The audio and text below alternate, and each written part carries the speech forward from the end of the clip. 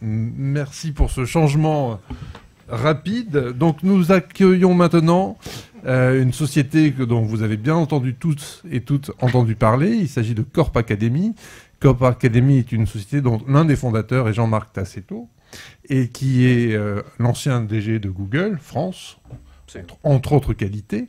Et donc nous avons aujourd'hui parmi nous deux de ses représentants, Antoine Poincaré, pour commencer par les garçons, ce qui est très mal poli de ma part, qui est donc Industry Leader, ce qu'il va nous décoder, et puis Lara Marchand, qui est à côté de moi et qui est en charge du Business Development chez Corp Academy. Donc vous avez l'image et le son.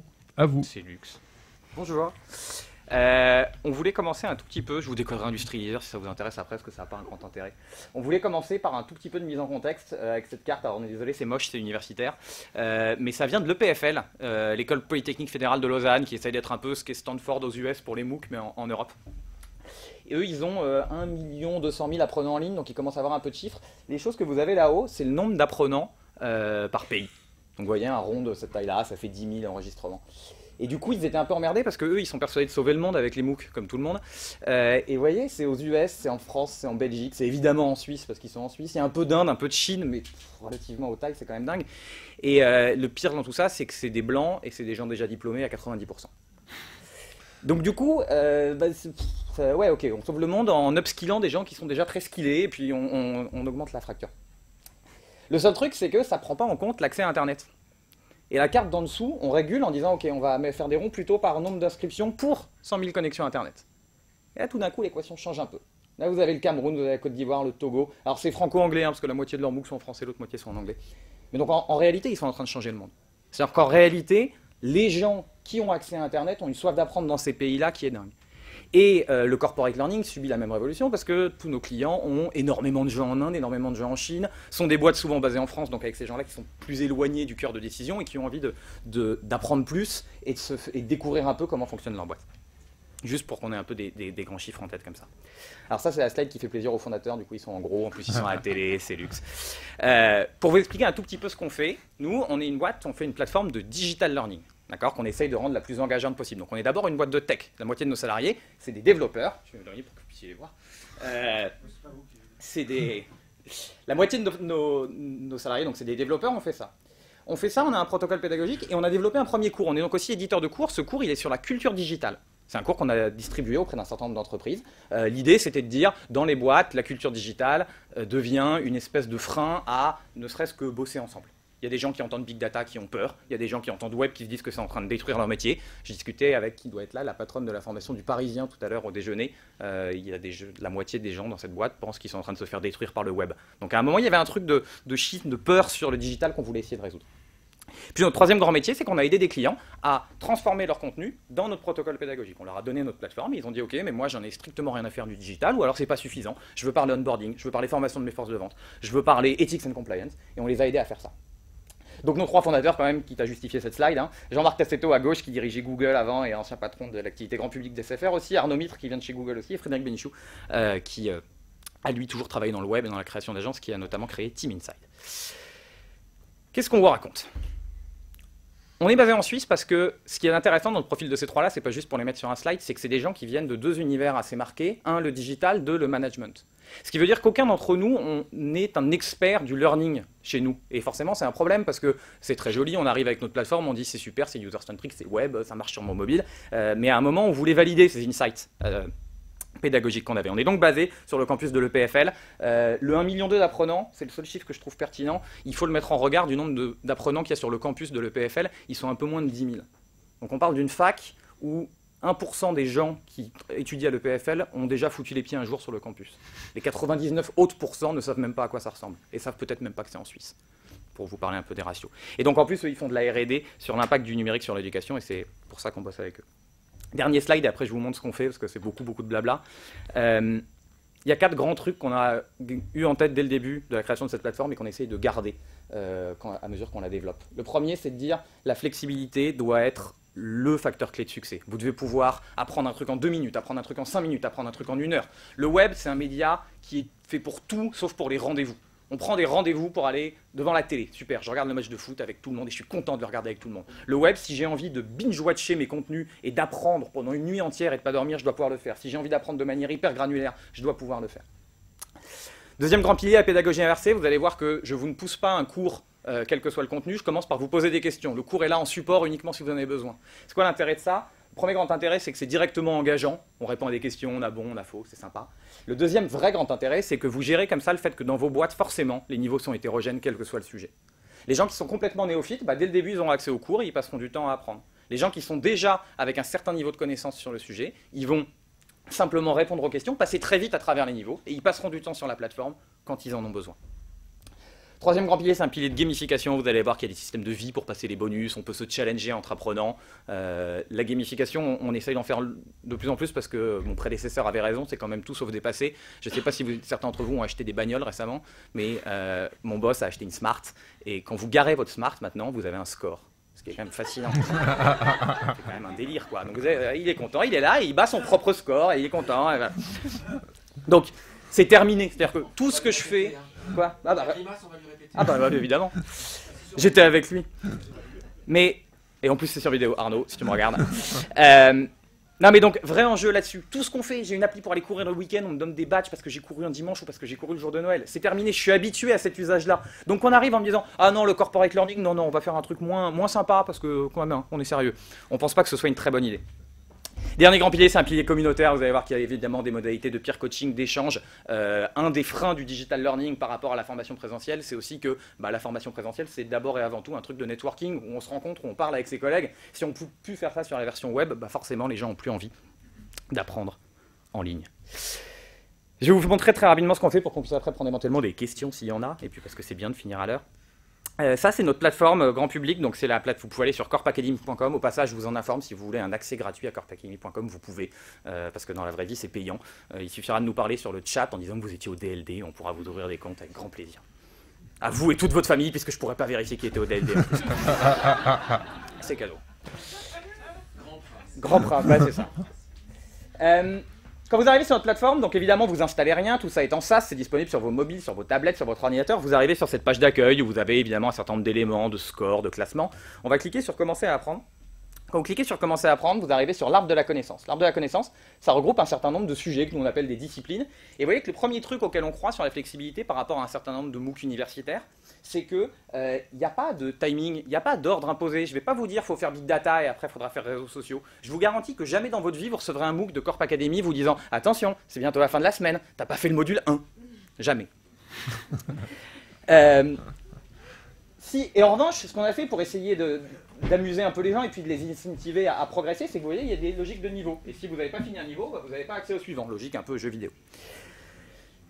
Si on regarde le big data, et qu'Internet marche, je vous remercie de ne pas tous tirer la donnée, vous êtes calmés en cet après-midi, et qu'on clique directement sur commencer le niveau, on me pose directement une question. Je suis peut-être une bille infinie en big data, je suis peut-être une énorme star. Non, je crois pas, mais on y reviendra.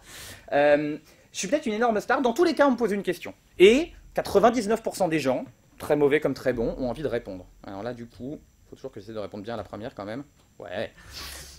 Là, du coup, on me pose une première question, je réponds, c'est super, je sais que c'est les data centers. Vous voyez, ces trois petits cœurs, ils représentent le fait que j'ai encore 3 vies. Donc on me dit, ok, c'était ça le truc important à retenir. On a ici un élément de tour qu'on veut très très granulaire, qu'on appelle le key learning factor. Puis on a un petit, le saviez-vous. Donc on répond à nos questions, on est content. Je suis passé à la question 3, super. Effet démo. Et j'ai toujours mes 3 vies. J'ai triché, je sais pas comment. Imaginez que j'échoue. Évidemment, j'ai la même chose. On me dit toujours, voilà ce qu'il fallait apprendre, les 3 V. Je les oublie toujours, en plus, les 3 V, ça tombe bien. Mais j'ai perdu une vie, et décidément, je jump les questions. J'ai perdu une vie. Si j'ai pas envie de perdre toutes mes vies, j'ai différentes modalités d'aide. Je peux dévoiler un indice. Je peux accéder à la vidéo. D'accord, c'est des vidéos de type motion design assez courtes, un peu dynamiques, 2 minutes max. On essaye de faire des cours courts, on essaye de faire des vidéos courtes. Une vidéo de 10 minutes, ça s'appelle plus une vidéo courte. Et dernière modalité d'aide, vous avez ici accès à du peer coaching. Donc là, on a 3 coachs disponibles. Valérie Laplace est une vraie personne, ça tombe bien. Donc elle est peut-être chez elle, ou pas. L'idée du coaching, et c'est une idée qu'on a proposée aux boîtes, et puis certaines l'ont pris, d'autres l'ont pas pris, mais ça marche quand même plutôt bien, c'est que soit c'est des experts internes que vous nominez dans votre boîte. Ok, Valérie est experte du big data et elle va répondre aux gens de 8 à 19 heures. Ou alors, et c'est le cas de cette utilisatrice là, pardon, en l'occurrence, elle est coach parce qu'elle a validé le niveau 3 de Big Data. Donc elle a fait Big Data, elle a atteint le niveau 3, on considère qu'elle est assez bonne pour aider les autres. Alors elle va peut-être me dire des bêtises. C'est arrivé récemment au Crédit Agricole, il y a des gens qui se sont plaints parce que les coachs piégeaient les gens, donnaient la mauvaise réponse. On s'est dit c'est quand même une belle histoire. Donc vous pouvez donner la mauvaise réponse aux gens si vous le souhaitez. C'est pas très sport, mais en même temps. Donc modalité d'échange synchrone, vous parlez avec les gens, vous échangez et vous créez comme ça cette communauté apprenante. Vous créez le fait que je peux être le PDG de la boîte et je peux me faire coacher par mon N-12 sur un sujet parce que juste c'est comme ça dans la vie, peut-être que mon N-12 est bien meilleur que moi en numérique. Ça, c'est grosso modo la modalité d'apprentissage solo. Je vous montre juste un truc. On avait un enjeu sur, c'est super d'apprendre tout seul, mais comment on fait pour amener les gens à réviser? Parce qu'une fois qu'ils ont passé un module, bah, personne ne va le refaire, à part les vrais. Si les vrais de vrais, ils le refont pour améliorer leur score, mais c'est pas... Et donc, on a développé un battle mode pour créer cette logique de révision. Le principe du battle mode, on va fermer ça, c'est que vous pouvez challenger les autres apprenants sur les modules que vous avez validés. Donc, par exemple, là, vous voyez, j'ai la révolution mobile, je vais le choisir. Et là, j'ai la liste... Qui est allé sur YouTube? Là, j'ai la liste de tous les gens qui sont venus sur la plateforme récemment, donc je peux les défier. Bah tiens, Tom Moore, c'est un nouveau partenaire, donc on va le défier, ça lui fera les pieds. On me dit, attention, si vous êtes égalité, c'est le temps qui vous départagera. Et là, on me pose des questions issues du pool de questions de Corp Academy. Et vous remarquez que toutes les modalités d'aide qu'on avait avant, l'indice, le coach, le forum, la vidéo, c'était super pour apprendre tout seul, mais ça alourdit un peu l'expérience aussi. La battle, on l'a voulu la plus immersive possible. C'est fondamentalement une expérience qui est proche de ce que vous faites quand vous jouez à Duel Quiz, à Quiz Up, à ce genre de choses. Donc vous défiez l'autre, sans même savoir si vous avez vrai ou faux. Et vous arrivez au bout de la battle. Évidemment, j'ai 0 point, Tom a toutes ses chances. Et à ce moment-là, Tom reçoit un mail en disant « Antoine vous a défié, vous pouvez répondre ». Et ce qu'on constate, c'est qu'il y a à peu près 20% des gens qui sont à l'aise, et ça répond à une première partie de la question sur vous faites une plateforme pour les gens qui sont déjà habitués au digital. Il y a à peu près 20% des gens qui naturellement vont vers le mode battle. Parce que c'est des gens qui savent que ces 3 petits trucs là, ça veut dire menu. Et je suis d'accord avec vous, il y a des gens qui ne savent pas que ces 3 petits trucs ça veut dire menu. Donc jamais ils cliqueront à gauche et jamais ils vont voir le battle mode. Et tout ce qu'on a fait tester par le PFL et dont on est assez content, c'est que ce noyau dur de population qui sont des heavy users, les utilisateurs naturels de battle entre guillemets, sont des gens qui font tout entre 3 et 5 fois plus. Ils répondent à 3 fois plus de questions, ils regardent 5 fois plus de vidéos, ils gagnent 10 fois plus de modules, un truc comme ça. Donc c'est vraiment des heavy users. Et ben ces gens-là, ils vont défier des gens qui eux-mêmes ne savaient pas ce que c'était qu'une battle, mais qui vont recevoir un mail, donc ils vont cliquer, donc ils vont répondre. Et la fonction, elle devient virale. Les défiés deviennent des défieurs. Et à partir de ce noyau dur, vous arrivez à répliquer le truc. C'est comme ça que ça marche. Pareil, le coach, je ne le vois pas, il y a des gens qui ne le verront pas, et puis il y a des gens qui tout d'un coup vont pas comprendre, ils seront devenus coach, et ils vont se retrouver... Oh, je sens qu'il y a une question drôle. Quel est mon secret pour parler aussi vite? Essayez que vous ne compreniez pas tout. On croit que voilà, ce qu'on a réussi à démontrer pour l'instant avec nos gros clients, on a à peu près 300 000 utilisateurs dans le monde. On travaille avec des boîtes comme Schneider, comme Michelin, comme Forestia. Je crois qu'il y a quelqu'un de Forestia ici aujourd'hui. C'est pas vous faire offense que de dire que c'est peut-être pas les boîtes les plus méga acculturées au numérique. On a commencé, on travaillait avec Samsung et SFR, donc ok, fine. C'est des mecs qui sont à l'aise, qui ont leur téléphone. Depuis, Schneider, Forestia, Michelin, Seb sont des plateformes avec des taux d'engagement de dingue. Seb, 95% des gens qui étaient dans la base de données sont venus et ont joué. Ils ont été un peu... Mais quand même. Donc, voilà, on arrive à démontrer qu'avec cette petite partie de la population qui est à l'aise avec ça, je crois que c'est plus une histoire de mindset qu'une histoire de culture. Il y a des gens qui sont d'état d'esprit, il y a des gens qui sont à l'aise avec ce truc-là, il y a des gens qui vont découvrir Candy Crush et vouloir passer les niveaux à Candy Crush, juste pour passer les niveaux à Candy Crush. C'est comme ça. Tout l'enjeu, c'est comment vous arrivez de cette population d'engagés à les répliquer pour en faire autre chose. Que se passe-t-il quand on n'a plus de vie? Excellente question. Quand on n'a plus de vie, bah, game over, il faut recommencer. Et comme on écrit plus de questions qu'on en pose, elles sont tirées au hasard dans un pool de questions, donc vous ne recommencez pas avec les mêmes questions dans le même ordre. Donc voilà ce qui se passe, game over jusqu'à ce qu'on recommence. Évidemment, plus les niveaux sont élevés, plus ils sont durs. Quid des battles hors temps de travail? Sublime question. C'est évidemment à la main des boîtes. Il y a des entreprises qui sont en SSO, donc qui maintiennent complètement la main sur la manière de se connecter, qui peuvent dire bah, vous ne pouvez pas vous connecter depuis chez vous, par exemple. Puis il y a des entreprises beaucoup plus ouvertes qui disent open bar, connectez-vous quand vous voulez. On avait un utilisateur, on bossait à l'époque avec Engie, et on bosse encore, mais c'était la saison 1 du plan de transformation, WeTransform. On avait lancé un concours de battle et il y a un utilisateur qui a fait à peu près 1000 battles dans la semaine. Ouais. La cible sur Engie, c'était les 30 000 managers. Donc c'était des gens... Et le sujet, c'était le plan de transformation. Je ne sais pas s'il y en a parmi vous qui ont déjà accompagné des plans de transformation dans les boîtes. Ce n'est pas le moment le plus facile, globalement, quoi. Il y a des gens qui ont peur pour leur emploi, pour la... Cette personne-là, elle lance 1000 battles. Et je rebondis là-dessus parce qu'on ne sait pas quand elle les lance. Elle les lance peut-être à minuit de chez elle, elle les lance peut-être du bureau. Ce que je trouve pertinent sur ces très heavy users, c'est qu'il y a deux manières de voir le truc. La première, c'est de dire le mec est au placard, il bosse pas, c'est un escroc. Ok, peut-être. Et en réalité, peut-être. Deuxième posture, c'est qu'est-ce que je fais d'un utilisateur aussi engagé sur un sujet corporate, où il est en train d'apprendre plus sur NJ et sur la culture digitale, et qui en gros lève la main pour dire écoutez-moi, quoi. C'est quand même ça. Comment j'arrive à leverager l'hyper heavy user, qu'évidemment je monitore parce que vous avez des pages analytiques qui vous permettent de voir tout ça. Et donc oui. Bah, peut-être qu'il travaille en dehors des heures de travail et que vous allez vous retrouver avec un procès. J'espère pour vous pas. Peut-on créer notre propre contenu? Oui, on peut créer ses propres contenus. Nos clients, la plupart du temps, prennent une partie de nos contenus à nous, souvent le cours culture digitale, et rajoutent des contenus, digitaux ou pas digitaux.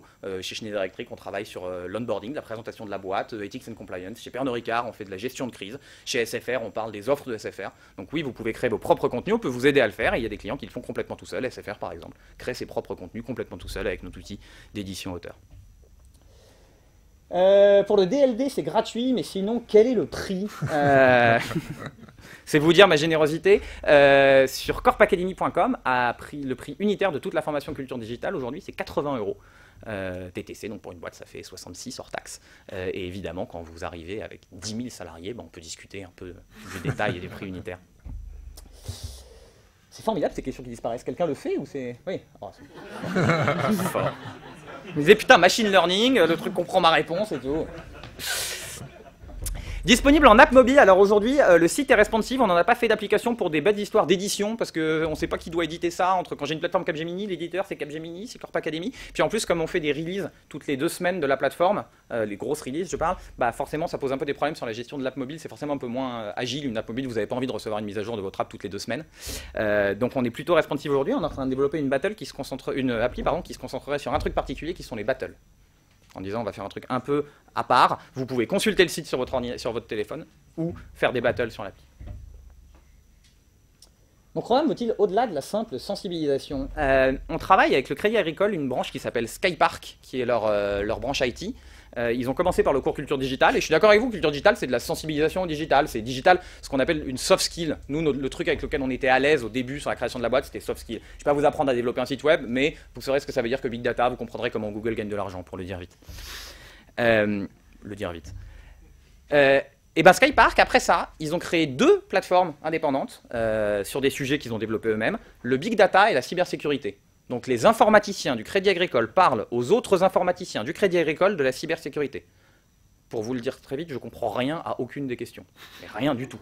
Donc oui, on arrive à faire des choses au-delà. C'est évidemment un outil qui est très pertinent pour de l'acculturation un peu massive et du soft skill. On arrive à faire des choses qui sont du domaine du hard skill. Je suis extrêmement à l'aise avec cette sonnerie, parce que ça fait hyper longtemps que j'ai fini la présentation. Voilà, je ne sais pas si ça répond à vos questions, s'il y a des choses qui vous intéressent, que vous voulez voir. Mais voilà un peu ce qu'on fait après 3 ans. Est-ce qu'il y a des questions orales et non écrites? Au débit que vous voulez. Oui. Ouais, bien sûr. Dans le menu, vous retrouvez des trucs de certification. Vous pouvez permettre à vos utilisateurs de dire... Donc là, vous voyez, alors la résolution est un peu bizarre, donc c'est en long plutôt qu'en large, mais je peux être certifié e-commerce si j'atteins un certain niveau. Alors vous voyez, j'en suis qu'à 40% d'e-commerce, mais réseaux sociaux, je suis un peu meilleur, je suis déjà à 100%. Donc j'ai gagné un diplôme nominatif, un petit badge. Donc il y a ce genre de choses. On a évidemment un truc qui marche bien en termes de compète, qui est une fonctionnalité de classement. Donc vous avez un leaderboard des 20 premiers. Et on retrouve Valérie, notre amie qui aime beaucoup la Grèce, en 2e. Donc on met en avant les 20 premiers, là, vous voyez, moi je me vois ici parce que je suis 20e. Si j'étais 50e, je me verrais, mais évidemment, il n'y a que moi qui me vois. On ne stigmatise pas le bas du classement. On pourrait un jour, mais ce n'est pas l'idée. Vous avez une fonctionnalité de mémo qui vous permet de prendre des notes sur vos questions et de vous les renvoyer. Et puis vous avez un truc intéressant qui est la partie bibliothèque où vous avez juste accès au contenu. Il y a aussi des gens qui ne sont pas du tout à l'aise avec le fait de dire ah, ok, je perds des vies, j'ai faux, on me dit aïe aïe aïe, t'aurais pas dû répondre ça. Il y a des gens que ça va bloquer un peu. Ou des gens qui vont dire ok, j'ai une réunion Big Data, j'ai une vidéo à regarder de 2 minutes. Bah, vous avez accès là à l'intégralité des vidéos de manière libre. Et vous pouvez même accéder aux vidéos coach si vous n'avez pas atteint le niveau coach. Ce qui est quand même sympa. Ouais.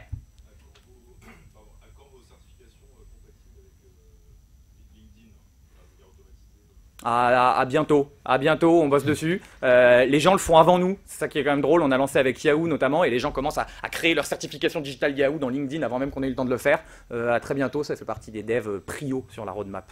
Je suis d'accord avec vous. Et c'est pas normal que nos utilisateurs le fassent avant nous. Une pensée pour l'équipe technique aussi qui doit bosser là-dessus. Maintenant, je me suis engagé sur une vidéo. Ouais. Alors, vous avez évidemment en tant que RH accès à la page Analytics qui est encore une fois, la résolution du coup est un peu bizarre, mais qui vous permet de suivre le nombre de personnes qui se sont connectées, où ils en sont, les connexions à la plateforme sur 7 jours, toutes les données sociales, combien de médias ont été vus. Alors vous voyez là, typiquement on n'avait pas prévu ce succès, mais ça déborde. C'est 28 000, pas 2800 vidéos. Et puis vous pouvez voir ça évidemment sur un utilisateur donné. Une vue agglomérée sur les niveaux qui vous permet de monitorer s'il y a des niveaux trop durs, si vous avez trop de gens qui sont en échec par rapport au nombre de gens qui sont bons. Une vue battle qui, quand on a un peu trop d'utilisateurs, perd de sa pertinence graphique, mais quand vous en avez moins, c'est sympa.